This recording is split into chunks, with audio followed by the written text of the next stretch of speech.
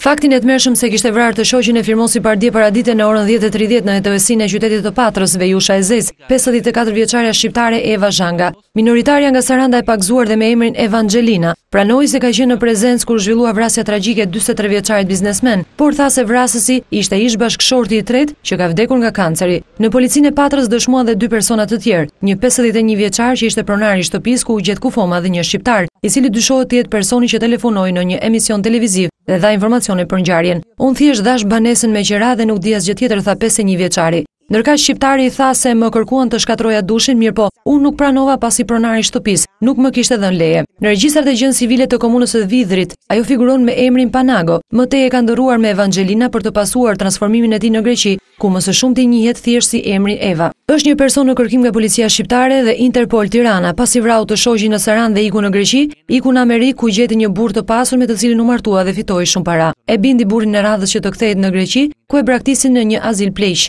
Mbi të rëndojnë denoncime për rëmbim pasurie nga familjarët e 13 burrave pleq në Kret, Volos, Selanik dhe Peloponez. Bëmat e Eva Zhangës vërtiten sa në instiktin e vrasëses, aq edhe në vesin e mashtrimit. Me emrin e saj janë të lidhura disa raste mashtrimesh me premtimin e sigurimit të vizave për në Amerikë.